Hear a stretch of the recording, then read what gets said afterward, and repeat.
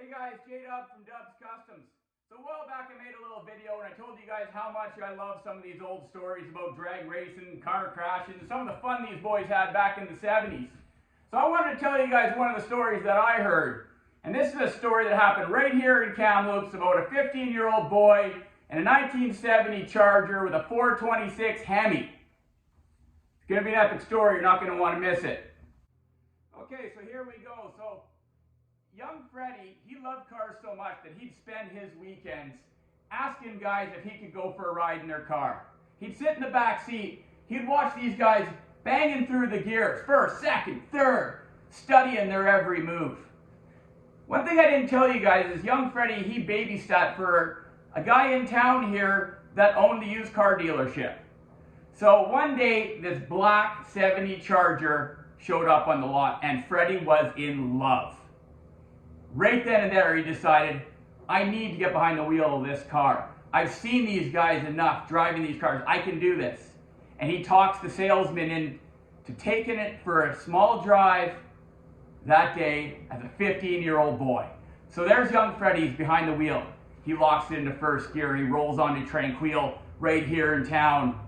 Pulls out, starts laying into the throttle. Salesman enjoying himself at this point. Young Freddie knew exactly what he was going to do when he got behind the wheel. He floors it, throws the salesman back in his seat. Salesman doesn't know what's going on. Into second gear, young Freddie, 30, 40, 50, keeping it to the floor, tires squealing. Salesman is now reaching for the keys. Freddie's into third gear, throwing the salesman back in his seat. Into fourth, not letting off the gas at all. All of a sudden, Freddie realizes that the salesman is no longer going for the keys. He is now grasping at his heart. Freddie realizes that there's some kind of a problem. He starts slowing down into third, second, into first, not knowing what he should do.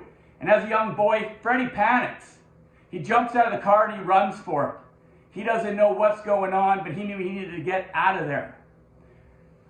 So, fast forward a few days, young Freddie is trying everything to not talk to his friend that owns that dealership about the car or about anything that happened.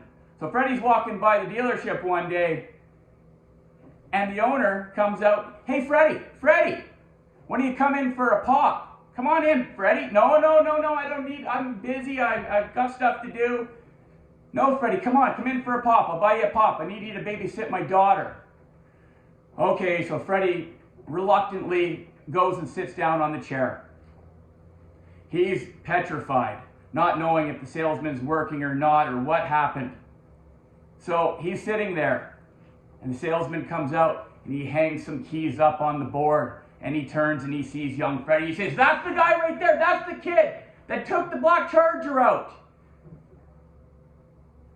Unbelievable, right? So the owner of the dealership, Freddie's boss, in a sense, says, look, I'll deal with it. Freddie, did you take that car out? Like, that's more car than I can handle myself. Freddie's got his head down. He didn't want to admit to it, but he knew it was the best thing that he'd ever done. He didn't realize that the salesman was going to have a heart attack. So he admitted, yes, yeah, I did take it out. I regret it, I'm sorry. And his boss said, you know, Freddie, you caused a lot of people a lot of pain. You know, people got hurt from that ordeal and you could have killed somebody. He said, yeah, I know.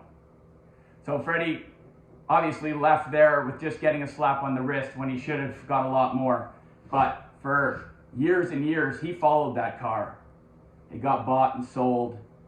You know, he begged and pleaded to get a loan to borrow. He wanted the car. Every time it came up for sale, he tried to get it and he couldn't do it. So one day, Freddie is now a young man. He's got himself a little body shop and he's well on his way. And he does find that black Charger and he makes a trade. He trades a guy a few things for it. So after all these years, now Freddie has the car that he dreamed about since he was a young boy. And he's underneath that car in his body shop doing a full restoration on it. When all of a sudden he sees two legs from under the car. Freddie's underneath the car cleaning the undercarriage up. He rolls out. This guy says, "Do you have a 1970 Charger?" It's like, well, he just rolled out from under it, so yeah. If you have $2,600, you can keep this car, but if not, it's coming with me. Now, this was the bank repo guy. So there was a lien on this car. Freddie didn't know about it, but at the end of the day, Freddie had no $2,700. Back in 1975, 76, $2,700 was a lot more money than it is today. But, so Freddie, witty like he is, tells him that, look, you can have the car, but I'm not giving you the engine, tranny, all the other stuff that's already off the car. And the guy's like, I just need the car.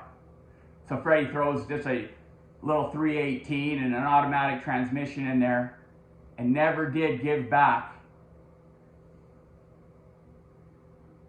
the 1970 426 Hemi. So over the years, Freddie had this thing squirreled away in his back, kind of storage room, and always had the doors closed. This is where his most prized possessions were, as far as for racing and street cars. He had a little race car that he'd race on the weekends. It was in there. One day the door was left open. Freddie come in there and there was a guy standing there, and he said, "Can I help you, sir?" And the guy is looking at this pistol grip shifter that he's got hanging on the wall.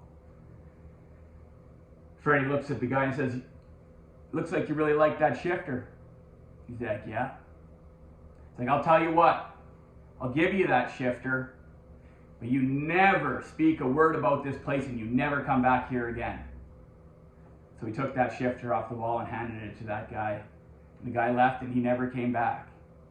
So as I've heard, the last time I talked to Freddie, he still has this 426 Hemi, 4-speed. The only piece he's missing is the pistol grip shifter. To me, that's a pretty amazing story. I hope you guys liked it. You guys be safe out there. Cheers.